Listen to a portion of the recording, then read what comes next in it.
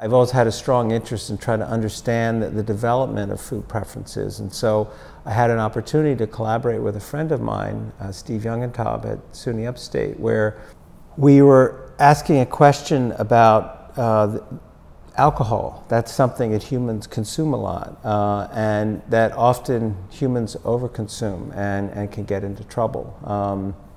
And we were our initial work was inspired by the observation that, for example, if you take a pregnant mom and you give her garlicky food, that garlic gets into her amniotic fluid.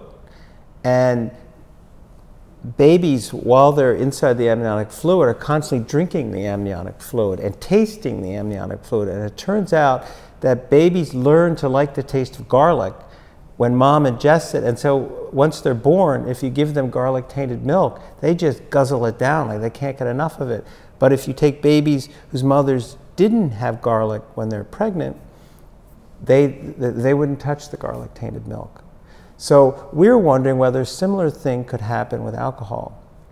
We're wondering that if mom drank when she was pregnant, would the alcohol get into the womb, would the baby swallow that alcohol, and then develop an in utero preference for alcohol, and would that preference persist into adolescence? And our data indicate that it does, and that this may be one of the risks associated with drinking alcohol while you're pregnant. Is you could increase the chances that your children will abuse alcohol as adolescents.